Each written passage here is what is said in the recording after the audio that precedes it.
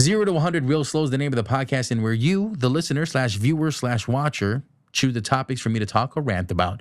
My name is Hattie. I'm your host. This is episode 4, baby. Episode 4. We are on a roll. Although it did take me a little longer to record this episode. It's been a busy week. Lots to talk about before we jump into the voice notes. The Lakers are out of the playoffs. They got swept by the defending champions. Oh, nice. As soon as I said that, I get a fifth voice note. I think we're all set. This was going to be a short episode anyways. I didn't feel like I had the energy to record a long episode, all because of what's been happening this week, and not because the Lakers are out of the playoffs, although that is a bummer. Come on, man. I thought it was going to at least win one game.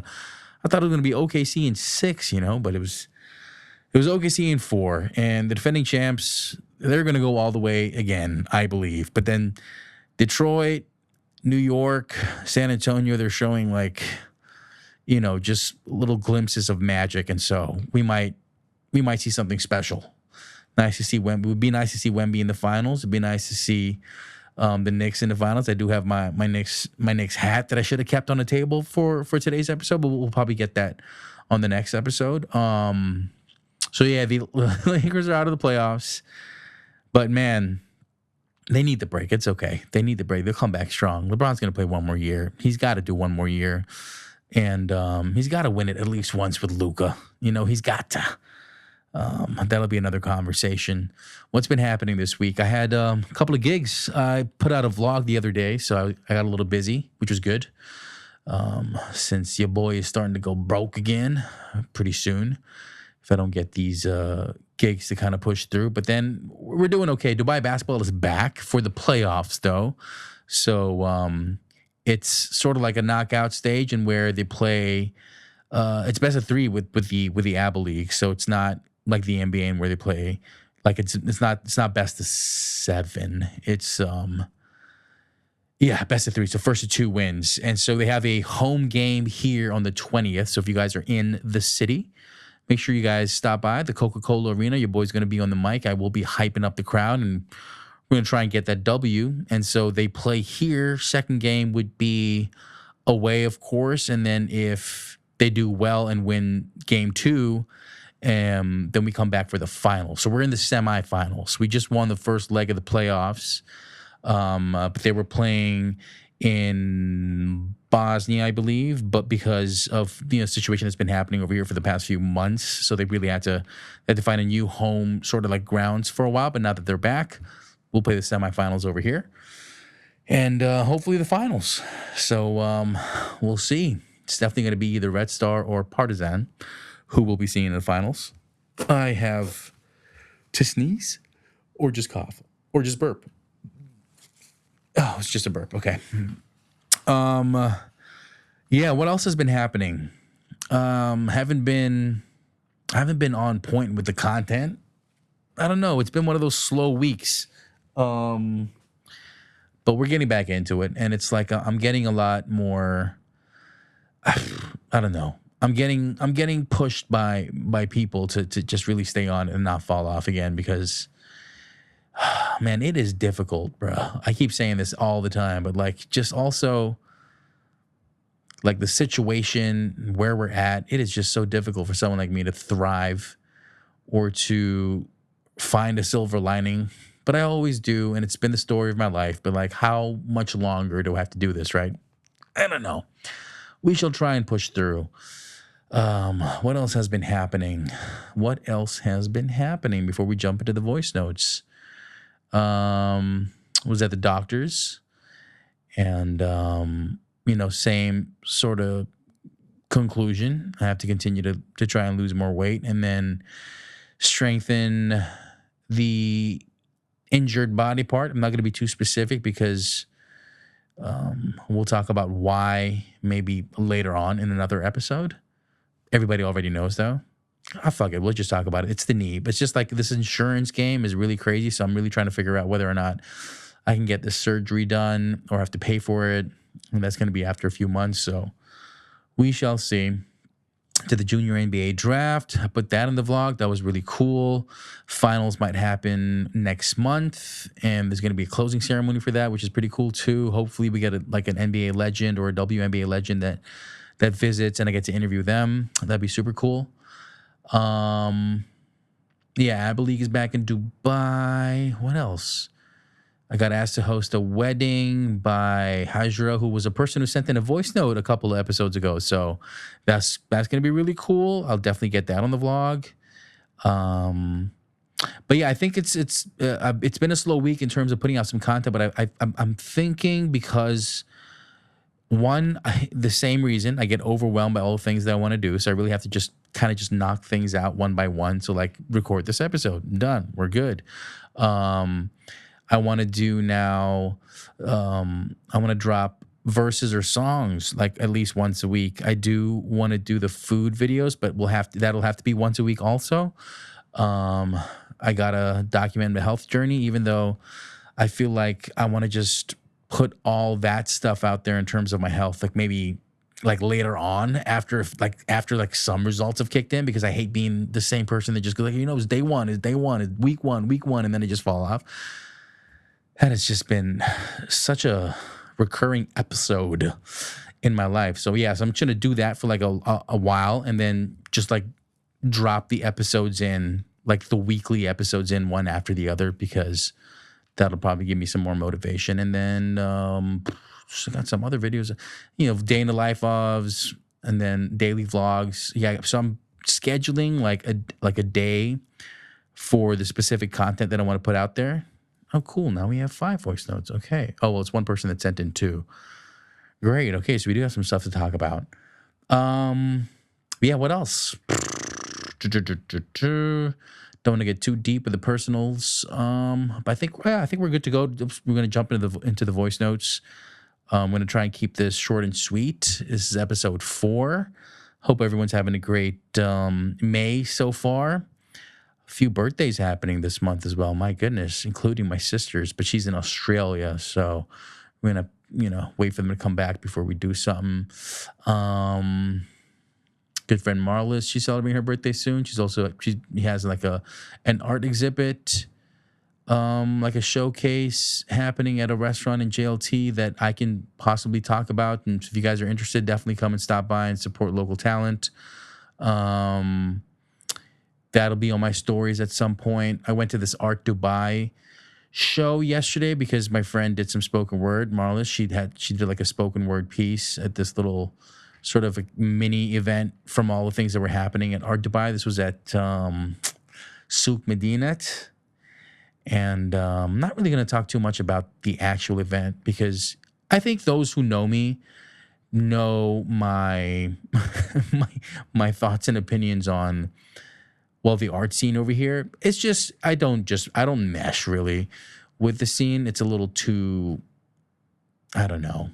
I don't want to sound too negative, because everything is kind of growing in its own way, which is cool.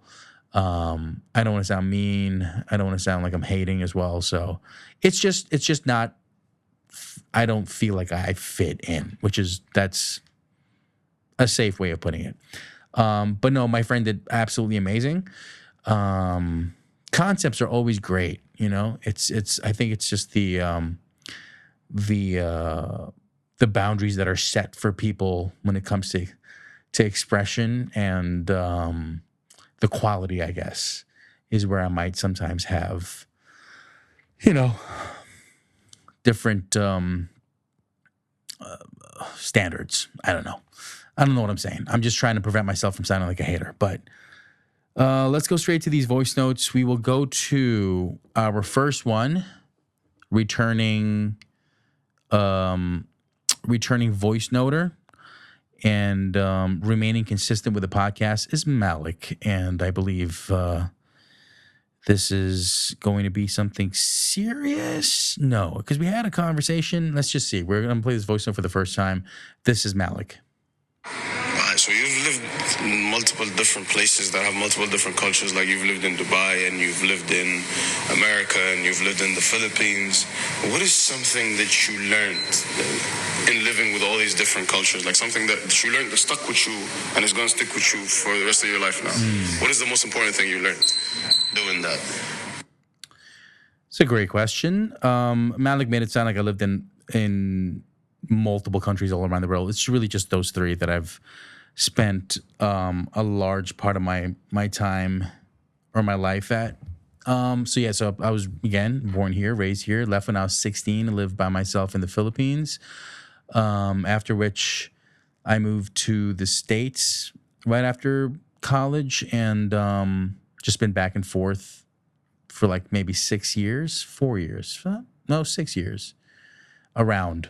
And then I've just been back here. So one thing that I've learned, it's you definitely you obviously learn multiple things, but if I could just pick one, it would be just the having a sense of awareness, learning how to read the room.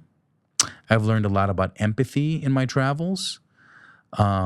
These can all sort of just be categorized under one umbrella, which is basically just having an understanding of what's happening around you, just really having self-awareness. That's one thing that I've really learned.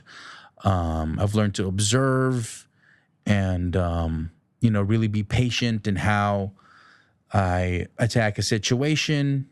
Sometimes an argument over here might be viewed as something a little too heavy or a little too light somewhere else, or it's just because it's different cultures.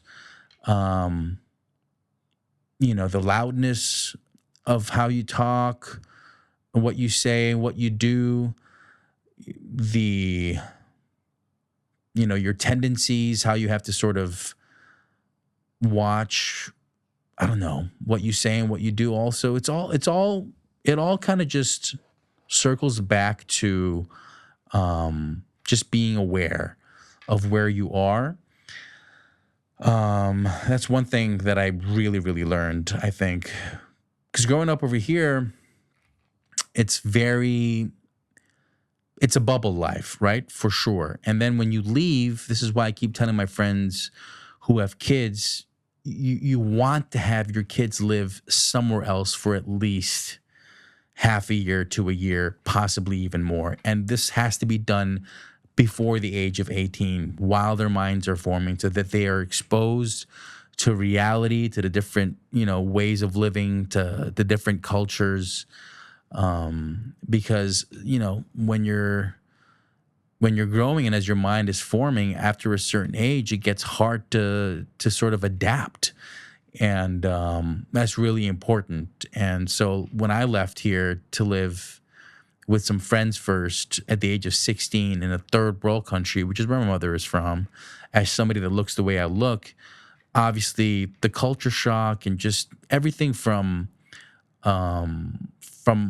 being socially confident here to being a little extra forward there, and then a little just like zero self-awareness, thinking that I was, saying things that mattered, but it was very self-centered. And so, like it's a different ball game when you live somewhere else. And so, that was like a hard lesson to learn. I, had to like I mentioned before, I think in an earlier episode, lose a lot of friends and have like relationships sort of I've had to cut ties with people, and and it was all a learning process, and it was all also just a journey of me finding out who I was as a person. And you learn so much from just being somewhere completely different, and it's leaving your comfort zone and learning how to be comfortable with being uncomfortable. That's the key.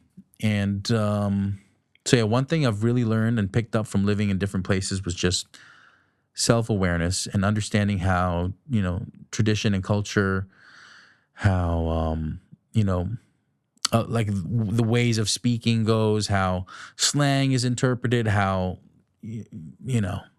humor can sometimes be a lot different, or it's not sometimes, it's a lot of times a lot different, of course, and just the level of importance you place on certain things, priorities. Like when I was in the Philippines, like I was surrounded by, um, poverty and pollution and corruption, but at the same time, it was beautiful, and the talented people and the language and the islands and the history and just the sheer fight for wanting to be in a better place. And there's a Filipino term called like chaga. Like I've learned like the will of the Filipino, and um that was the best thing that I took from being there. Just this, it's a weird sense. I say it's weird. It's a weird sense of pride for me because it's half of my blood comes from that place, but I was born somewhere else.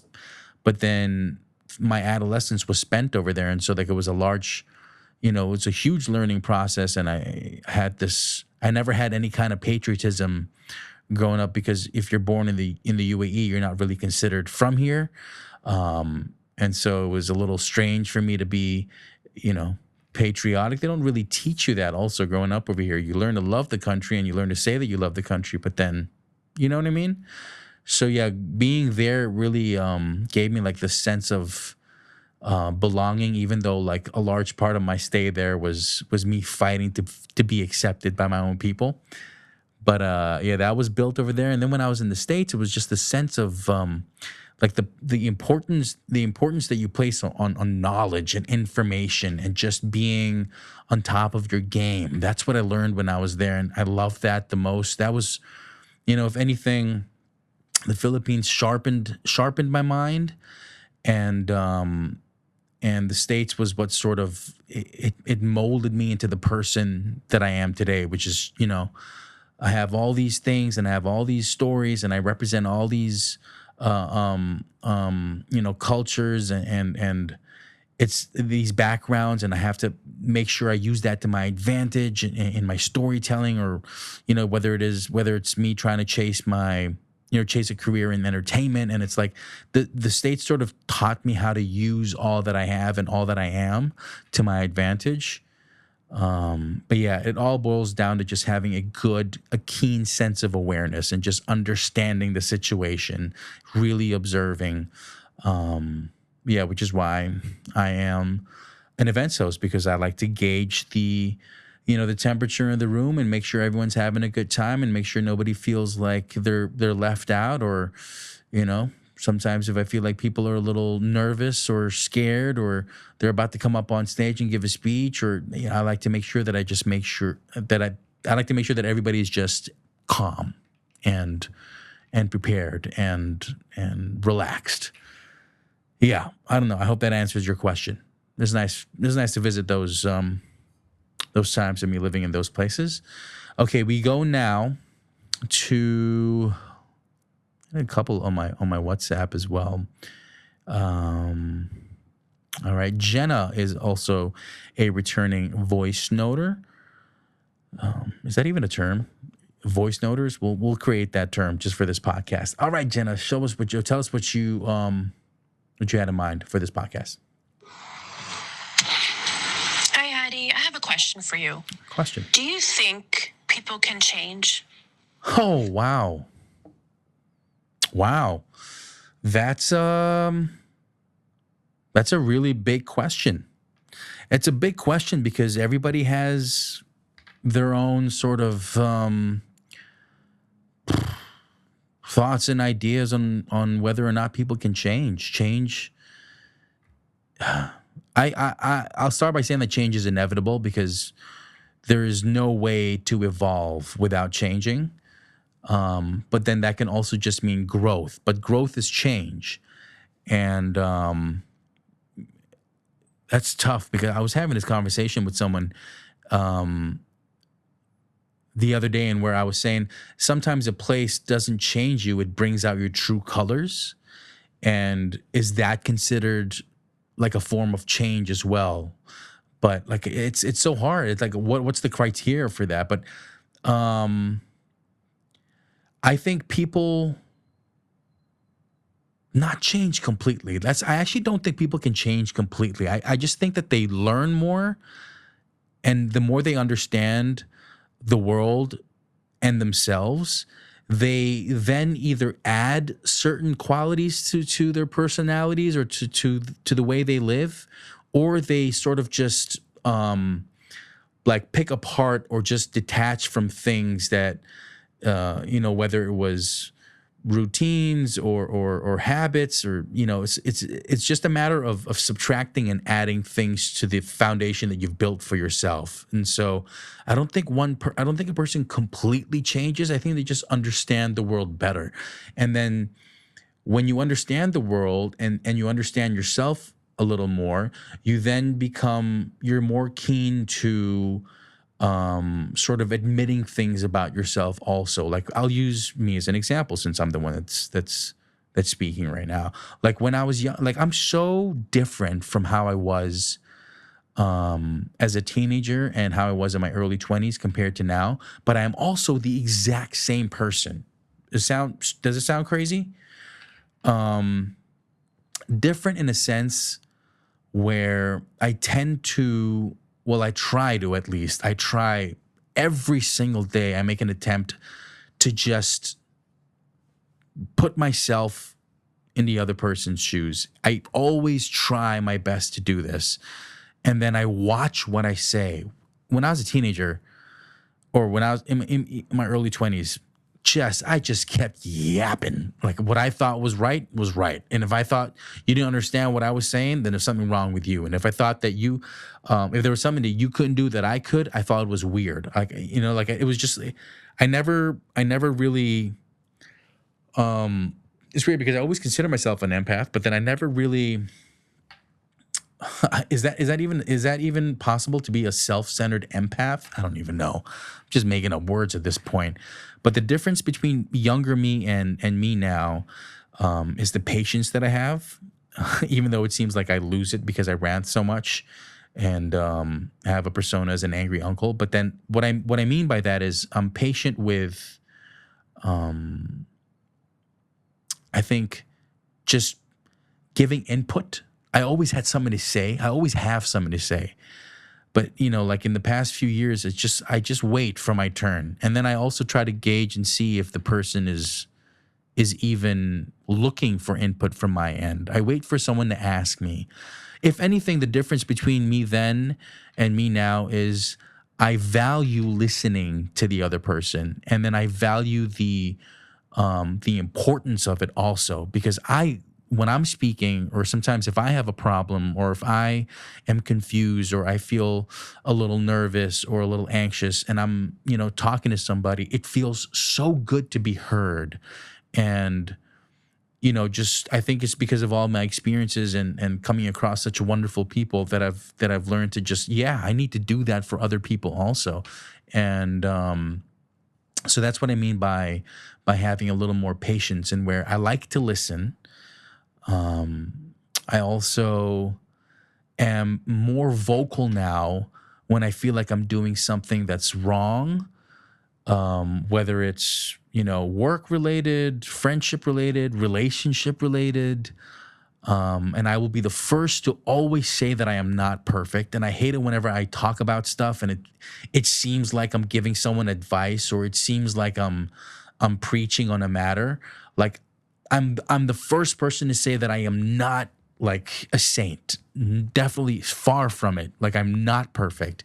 And when I talk about things, it's based off of my experiences and the things that I have learned along the way. And so I'll be the first to say, before I do anything or say anything, that if I feel like it's wrong, or if I'm being toxic, sometimes I'll even just say that. I'll just be like, listen, I think what I'm doing, or what I'm saying, or what we're doing is really toxic. How do we go about this? I also value just open communication more now than back then, because back then it was more of like a one-way street. I just talk, and then nothing would register when people would say things back to me. I really dislike myself, like the younger me. So yeah, in terms, just going back to your question, do I think people can change? Yes, in terms of growth. In terms of growth, and then the opposite of that would be like where you have the information needed for you to grow, but then you choose not to because there is a trait in that keeps you stubborn in that sense, or you're just not open minded enough, and so then you don't. I don't want to say, I don't want to use the word regress. I don't want to use the word like you don't become worse. It's just I think when you're stuck at a certain place, um, and you're not allowing for growth to take its effect on you, then you're just there, and then people are just kind of just. I've left many people behind also because I felt like they've been stuck in the same mentality, in the same mind state, in the same sort of like closed-minded thinking. So yeah, it's just one of those things in where people have to grow more so than change, because I don't know if I've met anybody that's changed completely.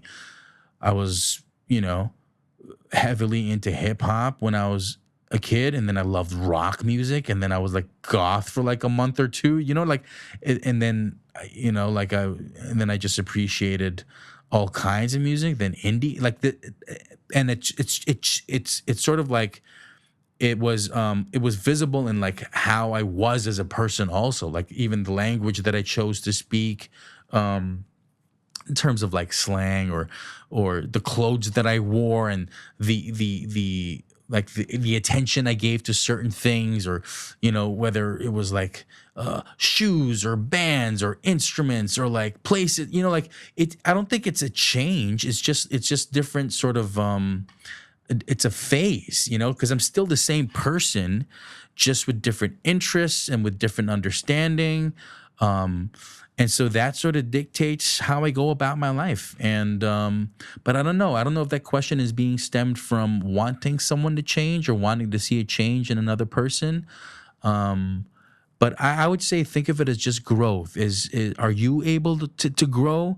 From all the things that you've learned in your life, and I know that you've been through so much, Jenna. So like, how do you compare yourself now to, who you were 2, 3, 4, even 10 years ago?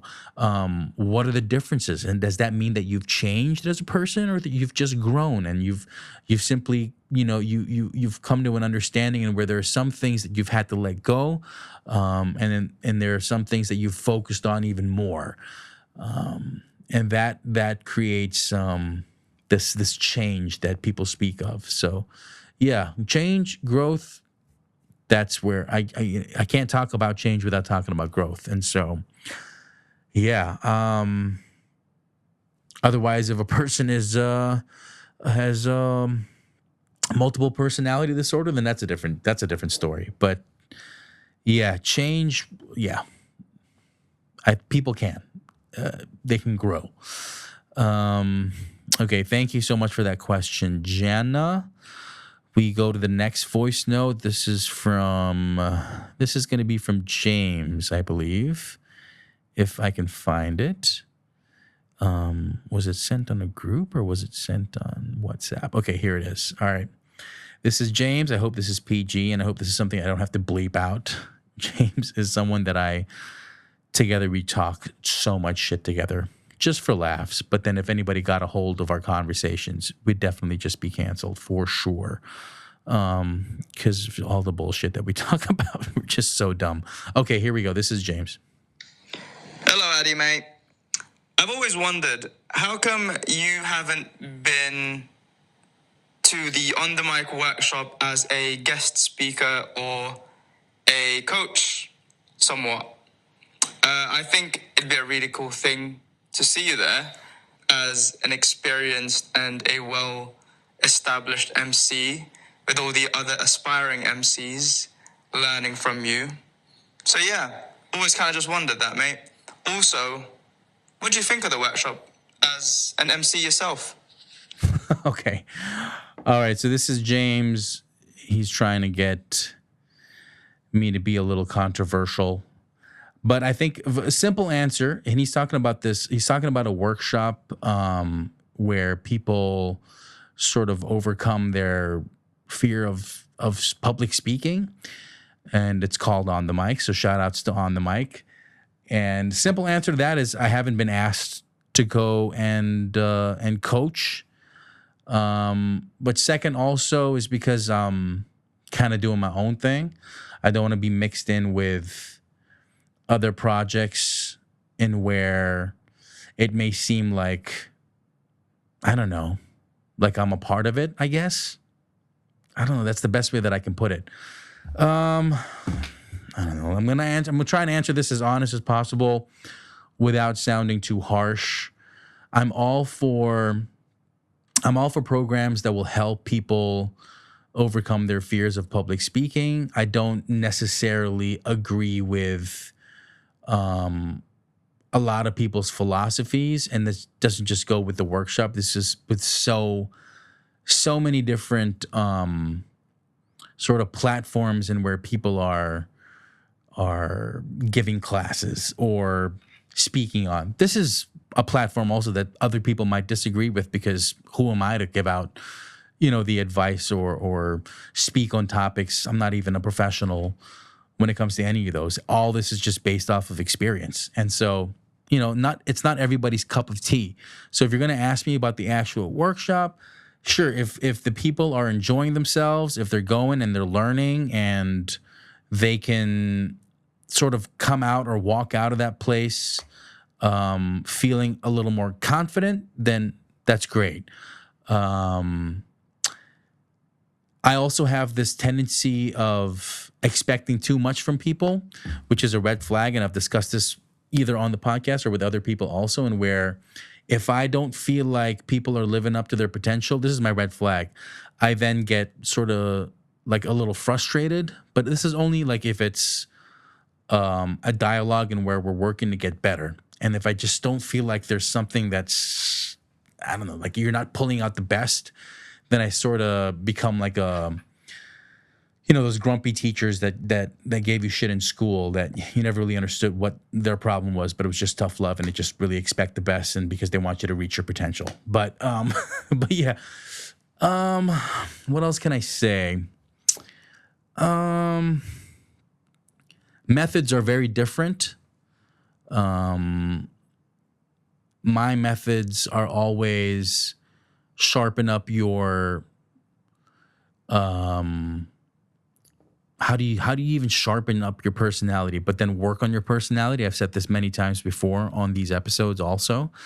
My method is to really find yourself as a person and be confident and comfortable with who you are and see how you can add value as an event host or as a public speaker by giving people or giving the public a piece of your personality instead of reading a script or instead of memorizing things. And, I also talk about giving a shit. And so like my methods are very different. And the way I would teach them also or coach them, it could be a little too, I don't want to use the word harsh. I'm very like, I'm not strict as a person when it comes to my profession, but I can't tolerate bullshit. And I guess what I'm saying is like, if we're talking basketball, for instance, because I used to coach basketball a lot. Also, I played a lot and I coached at some point. And I found that my coaching style really worked with players who had the understanding and the fundamentals of the game and who had the talent and had the hunger to want to be better. So my coaching style fit those kinds of players more. Whereas with beginners or with people who were just trying to find out whether they liked the sport, I found that I didn't really have the patience for it.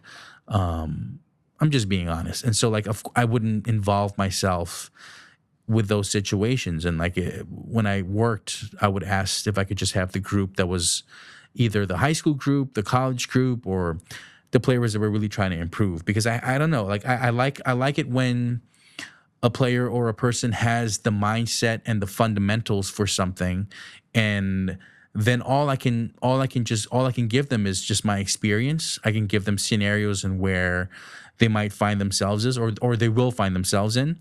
Like all the mishaps that can happen during an event, or like the technical difficulties or just all the things that come with handling an event, and then my experience based and then mixed in with them wanting to be better, or with them really trying to understand how they can add value to the event. That creates like a nice little sort of training ground. So that's my style. And so, you know, I think that's the best way to put it is, maybe if there was like a course in where people would graduate from this class, then I could wait for those people at a different level, and where if you're ready, then I can really just put you through like the real training ground for becoming a good public speaker. And by saying that, I'm not even admitting that I'm a good public speaker. I just have I have good days and I have really bad days. But if we can have like a quick class right now, people always ask me this, and they always get surprised. But I always get nervous before I get up on stage. It's like something that I've learned to embrace, and I've had to change the way I sort of attacked it mentally, psychologically. Oh man, lunch is trying to make a comeback. Excuse me. But yeah, so it's like I always get nervous, and it really depends on how the first few lines of the intro to the program or the event goes for me. And this, I also mentioned this before, and where it's all trial and error, where if you feel like you failed in the first 10 seconds, you're going to come back and do another spiel. You're going to come back and do another intro. You're going to have to come back and do crowd control. You're going to have to give out some information. You're going to have to guide the public. And every time you get a chance to get back on stage is a chance for you to redeem yourself. And half the time, or even, no, not even half the time, that's a huge exaggeration, 90% of the time, it's you that's in your own head. You think that people see what you see, but it's usually almost always never the case. Oh man, I stuttered with this word, or I didn't say the right name, or I should have said this. People almost always never notice. So 1, don't be too harsh on yourself. 2, you will always have a chance to redeem yourself. 3 is always want to be better. 4, give a shit. And 5, like, understand how you and your individuality can add so much spice and so much flavor to the way that the event is handled.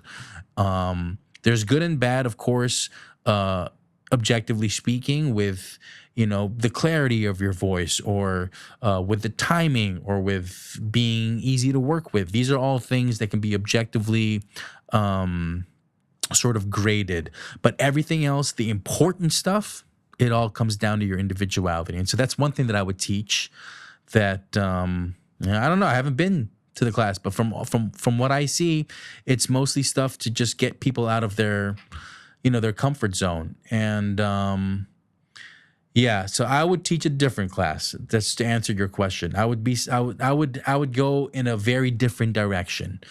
And I would also kind of be selective, which could be considered or looked at as a little like, what's the word I'm looking for, when a group is like, it's like, I'm not being selective, nor would I be very what's the word I'm looking for?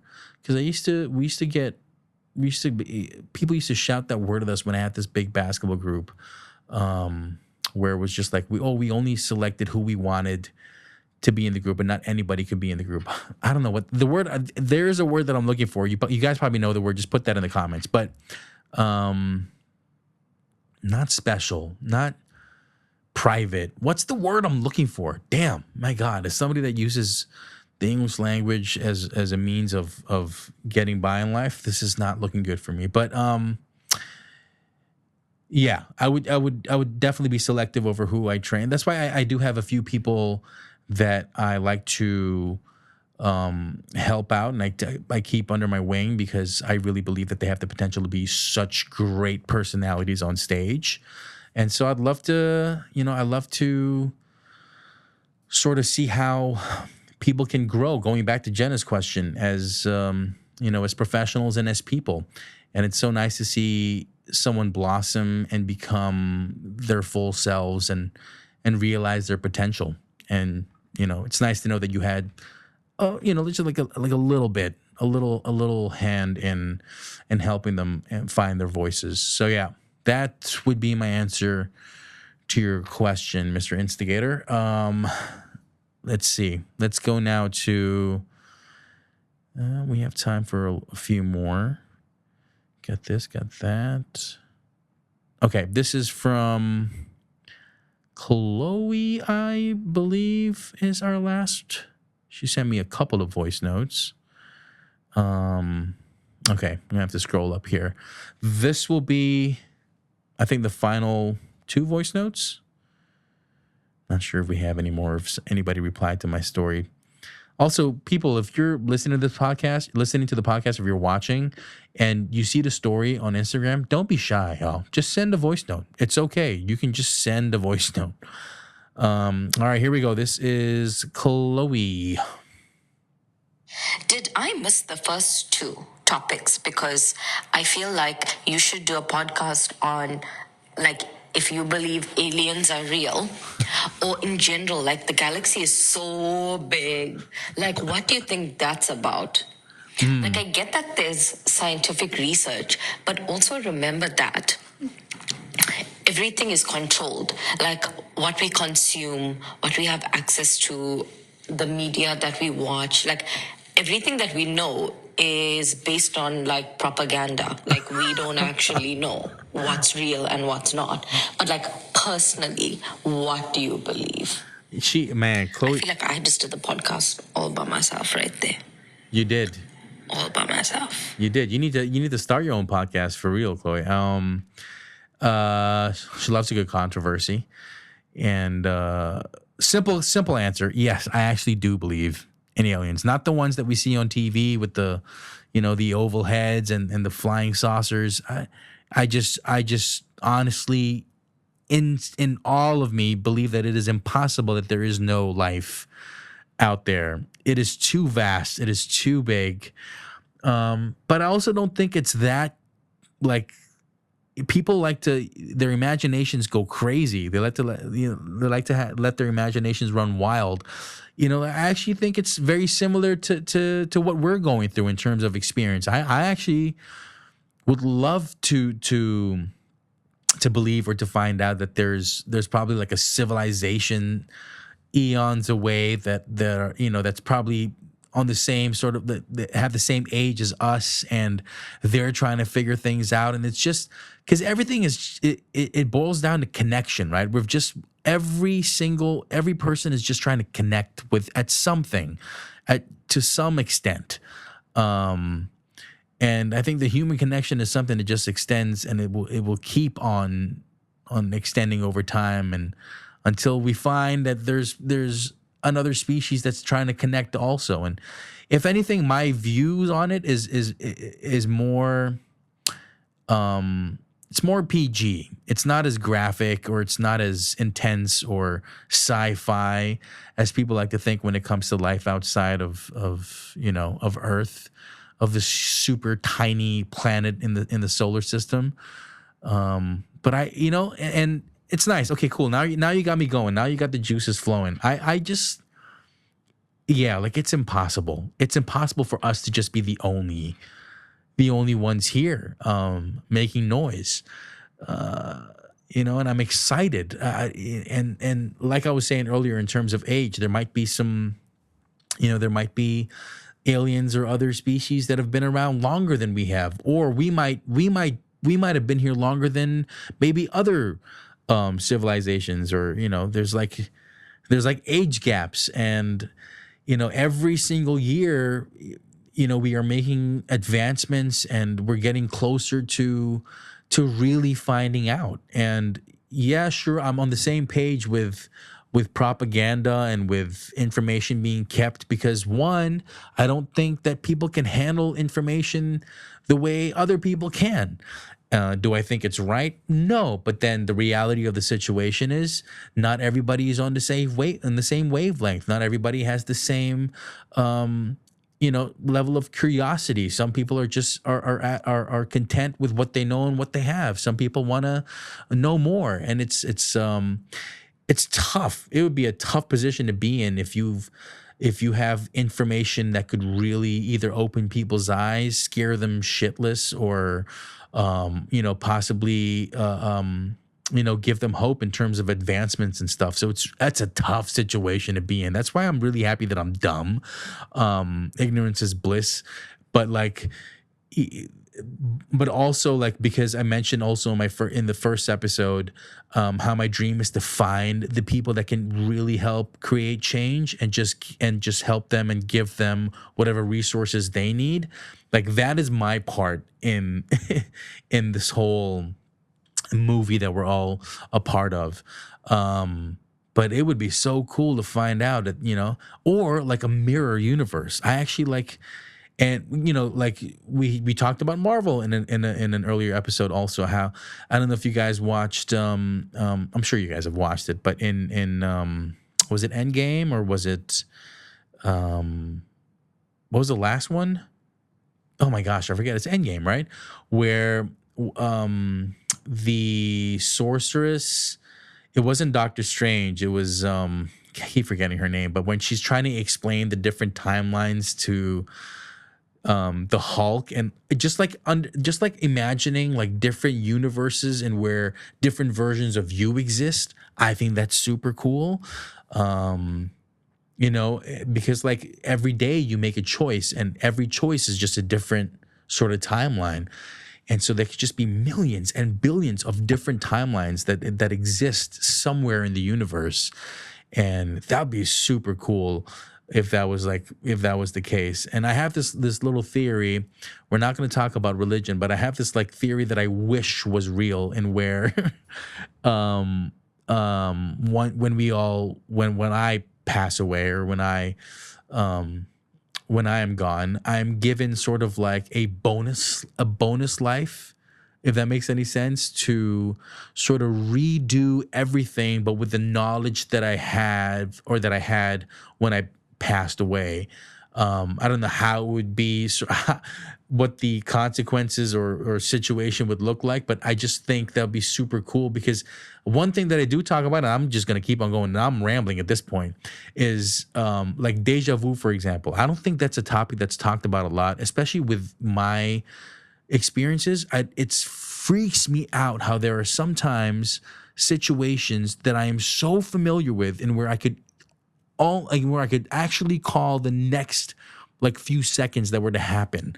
Like this, I could be descriptive about it. I could tell you this is what's going to happen. Like I've had these visions. Like, what does that mean? Or is everything just sort of played out? When you sleep, do you somehow drift off into another dimension, and then you get glimpses of stuff that happens? Sometimes it's just your imagination. Other times it's like real shit. It's like, why aren't we talking about that? And it's crazy. I'm sure there are like scientific explanations, but as I've Googled so much, and I've read on deja vu like quite a few times, and nothing has really satisfied my curiosity, because how the hell can you explain it? Usually it's like the brain sort of just giving you a familiar sort of image, or something that connects from the past, or but sometimes there are things that I literally see the future. It sounds so crazy, but like anything is possible, man. Like I just think that there are invisible universes, and there are others, and there are, I don't know, like I just know that we're still very young when it comes to that. And with everything thank God for all the smart people, man. Like it's just like, thank God for people, for rocket scientists, for people who understand biology, for people who want to help, for people who care about the environment, about animals, about the human mind. Thank God, man. Thank God we have people who are just efficient when it comes to stuff like that, and creators and innovators, man, it's just so much. There's just so much to know. And I don't know if I'm going to be alive for when some of these, advancements or findings are made, but it'd be really nice. It'd be super cool. But yeah, like I definitely know that there are different versions of me just out there, different timelines. That'd be really, really cool. Okay, yeah. She asked another question. Chloe, now you got me rambling, girl. Like, I get it about science and stuff and the concepts and all of that and it's the the same. research, and that's so great for the people who've done that. But, like, Okay, how echoing do my we know? sentiments. We just believe what people tell us. Like, we're kind of gullible in that sense. Like, if someone comes up with this theory about the black hole in space, we're just like, wow, OMG. Like, no one's actually, like, going and doing the math again. I mean, from us, like, normal folk. But I always believed that there were planes to life. Like, I always wonder what the other me is doing in a parallel universe. Like, Literally is she what I just also talked lonely? about. Is she a hoe? Like, like these things are topics I always sit and wonder about. Actually, I was almost a hoe in this life. The other day, I went to order my TMI. coffee and they spelled my name wrong. So instead of saying like CHLOE, they were like CLHOE. Classy hoe. Okay, she went literal with that last example. Sorry, Chloe. I should have just played the second voice note as well before I started rambling, because we pretty much were on the same topics. Yeah, we are. I get what you mean, but like everything it can somewhat be proven now at this point, where it's like if you just have to, you do have to do the math. But then if you feel like that's too much, there are even simpler ways. Everything is broken down, which is why. And also having conversations with people, like, people who are usually in the field of science, or, who make these discoveries, and like who are all for like the betterment and like the technological advancements, and like there's just a certain way that in how they explain things. It's sometimes it can be very one dimensional, like it's just straight up, and if you're not smart enough, then it's your loss, because sometimes they're not as creative enough with the way they explain it, or they're not as understanding of who they're talking to, in terms of dumbing things down. Because I mean, you're surrounded by smart people all day. Why would you want to be surrounded by dumb people? I mean, but I feel like it's the politicians, the marketing people, the CEOs that tend to sway things. But like the people who are behind everything that matters, there's always like this search for truth, and like these people are just good people. That's why I'm like so thankful for like people who just love science, because like it's impossible for, I mean, I don't want to say the word impossible, evil scientists, like sure, I don't know if that's a thing, but like people they search for truth, and like they just want to be better and grow and just make living better also. Or I don't know. I totally get what you mean, but yeah, like the black hole theory, like what the hell is that about? Like what? There's a hole in space and it's like a vacuum, and like what? What, gravity doesn't work there? Like you're on the moon and you can jump. Like why is there no gravity? Like we're so dumb. This is what I mean by ignorance is bliss when it comes to stuff like this. But every year, we make advancements, and every single day you're able to just go online and learn something, and everything is broken down, and it's just this, so much literature, so much content. Of course, it's filtering out the fake from the real, but then, if you have a decent way of thinking, then you can totally just find out for yourself. But really interesting. Like these are things that you have to think about for real. Okay. I said I wasn't going to do a long podcast episode, and we did a long podcast episode. A lot of rambling in this one. I apologize, and also apologies if the mood or the energy was a little lower than the previous episodes. I'm still trying to get out of this little rut, this little hole that I found myself in. But yeah, hopefully I wake up tomorrow and I will not be as overwhelmed as I have been for the past few days, and I will work on all the content that I want to put out there, and I will continue to just do what makes me happy. And whether or not I get views or not, or whether or not you guys interact, I will continue to do what I do. Yeah. So thank you guys so much for listening. If you did listen, if you're watching this, thank you for watching. I'm going to try and put this up as soon as possible. Right now, I'm just going to just edit the first few minutes and just put everything together and then put it out there for people to listen to, for people to watch. But again, if I put out a story and if I ask for you guys to just just chip in or chime in with thoughts or questions, please don't be shy. Just literally you can say what's up and I can just, talk about that, and I can ramble and I can just keep going on. But yeah, thank you all so much. I'll see you guys on episode number 5. See ya.